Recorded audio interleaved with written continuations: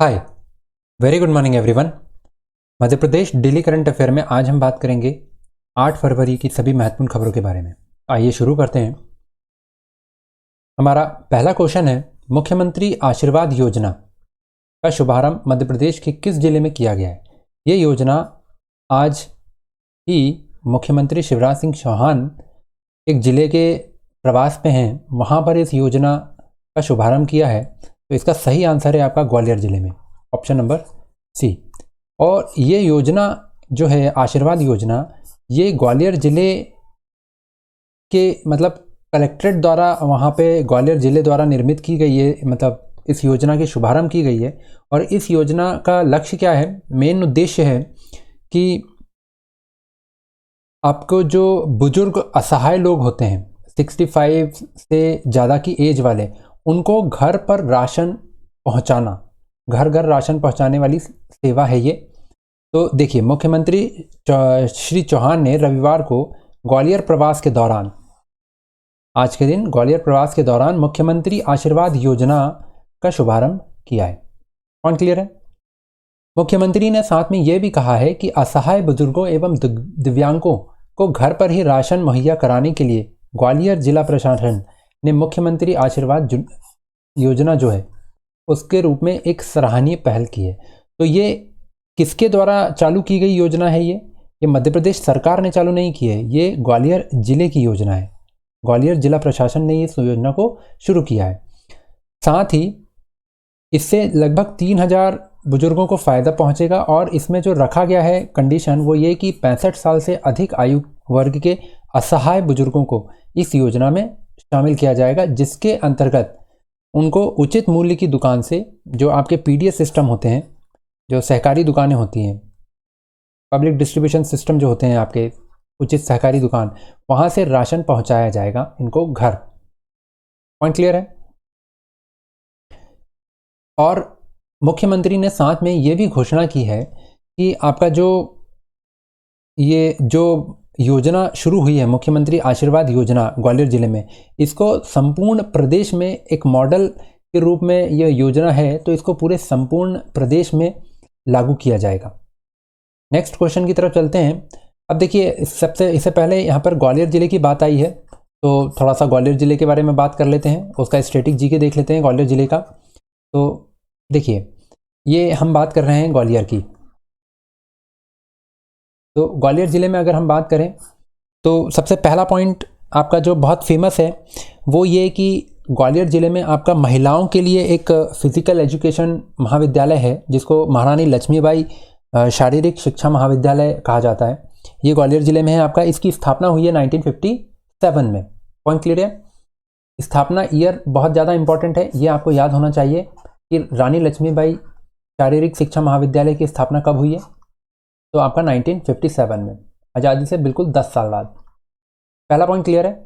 Second point की अगर हम बात करें तो मध्य प्रदेश में 2 गवर्नमेंट इंपॉर्टेंट ऑफिस हैं, एक तो राजस्व विभाग या राजस्व का मुख्यालय, और दूसरा आपका महालेखाकार का कार्यालय।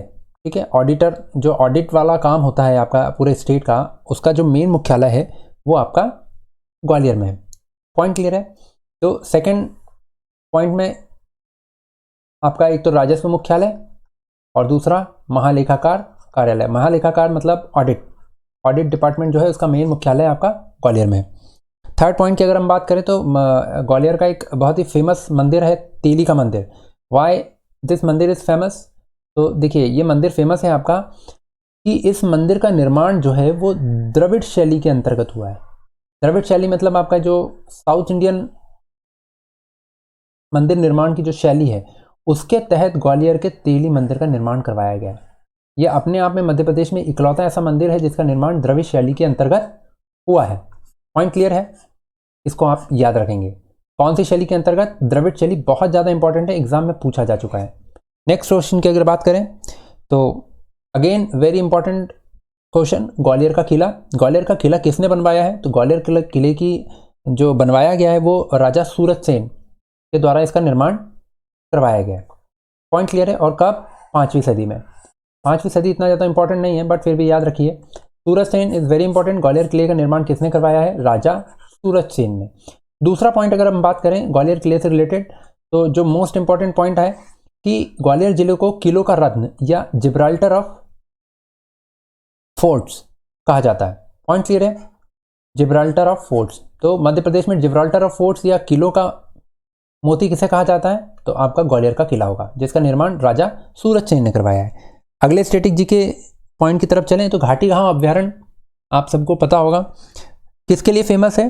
तो आपका घाटी गांव अभ्यारण्य जो है वो आपका सोन चिड़िया के संरक्षण के लिए फेमस है। पॉइंट क्लियर है?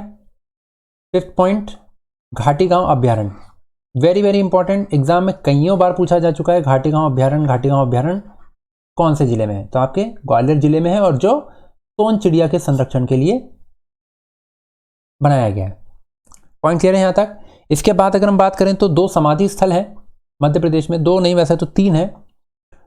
एक तो आपका तानसेन का मकबरा, सेकंड मोहम्मद गौस जो तानसेन के गुरु थे, और तीसरा आपका महारानी लक्ष्मीबाई की समाधि जो जिनकी स्वतंत्रता संग्राम 1857 की क्रांति के समय पे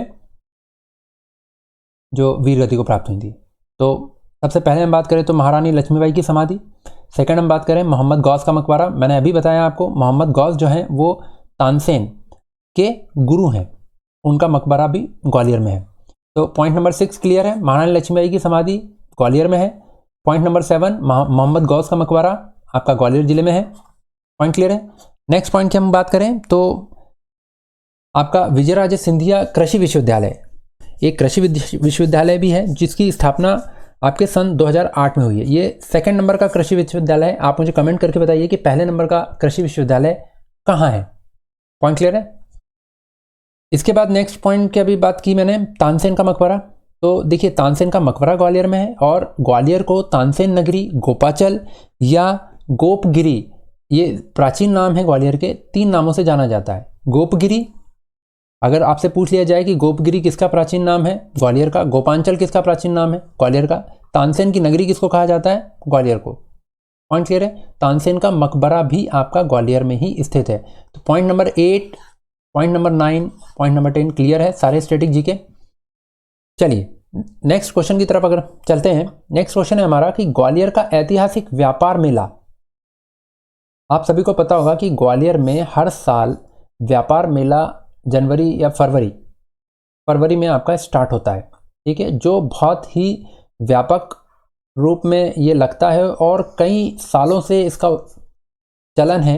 पहले ये एक पशु मेले के रूप में लगाया जाता था। इसकी जो मतलब शुरुआत की थी वो सिंधिया परिवार में माधवराव सिंधिया द्वारा की गई थी। और इस मेले की अगर हम शुरुआत की बात करें तो ये 1905 से शुरू हो रहा है, तो लगभग 100 साल से ज़्यादा इसको समय हो चुका है इस मेले को लगते हुए। तो बहुत ही एंशियंट और बहुत इंपॉर्टेंट मेलों के अंतर्गत आता है ये। शुरुआत कब हुई है? 1905 में, और किसके द्वारा? माधवराव सिंधिया।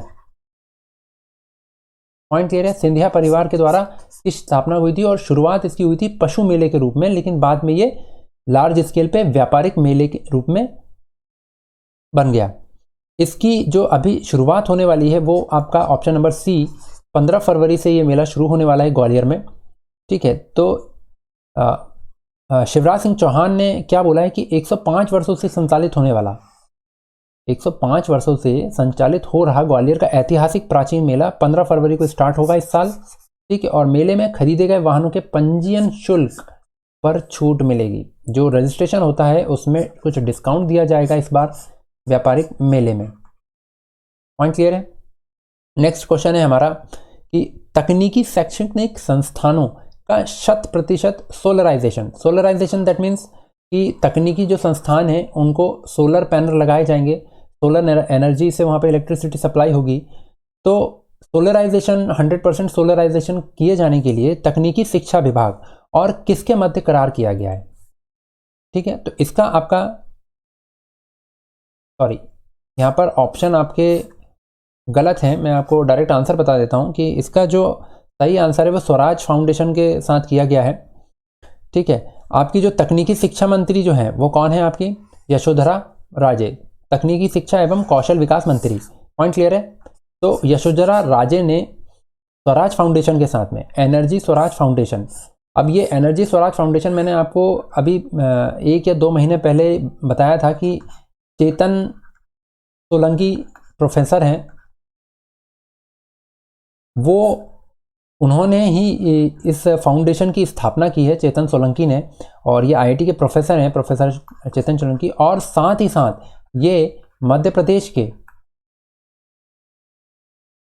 सोलर एनर्जी के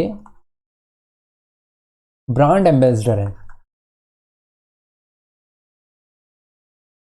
पॉइंट क्लियर है? तो सोलर एनर्जी का ब्रांड एम्बेसडर कौन है? प्रोफेसर चेतन सोलंकी। मैंने आपको 1 महीने पहले ये बताया है, हाल ही में बनाए गए हैं ये। पॉइंट क्लियर है? तो श्रीमती सिंधिया ने बताया कि जल्द ही प्रदेश में तकनीकी शैक्षणिक संस्थानों का 100% सोलराइजेशन किया जाएगा और इसके लिए तकनीकी शिक्षा विभाग और एनर्जी स्वराज फाउंडेशन के मध्य करार किया गया है। अब इसमें 8 तकनीकी संस्थानों को सम्मिलित किया गया है और जहां पर सोलराइजेशन के साथ साथ विद्यार्थियों को सोलर पैनल से सोलर एनर्जी से रिलेटेड उनको ट्रेनिंग भी दी जाएगी। तो इसमें देखिए, आपका बैतूल का polytechnic college, SR polytechnic college Sagar, Sironj शासकीय पॉलिटेक्निक सिरोंज, फिर इंजीनियरिंग कॉलेज जबलपुर, केईसी आपका इंजीनियरिंग कॉलेज उज्जैन, शासकीय polytechnic college Ujjain, SV polytechnic Bhopal और शासकीय महिला पॉलिटेक्निक कॉलेज भोपाल। ये 8 कॉलेजेस आपके सम्मिलित किए गए हैं। कॉलेजेस नाम याद रखना जरूरी नहीं है, हाँ नंबर याद रखिए। 8 कॉलेज। सबसे बड़ा इंपॉर्टेंट जो चीज़ है कि 100% सोलराइजेशन किया जाएगा तकनीकी शैक्षणिक संस्थानों का। और किसके साथ करार किया गया है? तो करार किया गया है एनर्जी स्वराज फाउंडेशन, जो किसने स्थापित किया है? आपके चेतन सोलंकी, जो कि मध्य प्रदेश के सोलर एनर्जी ब्रांड एम्बेसडर हैं। ये वेरी वेरी इंपॉर्टेंट है। क्लियर है पॉइंट? चलिए आज का सेशन यहीं खत्म करते हैं। अगर आपको वीडियो अच्छा लग रहा है तो प्लीज़ लाइक शेयर सब्सक्राइब कीजिए।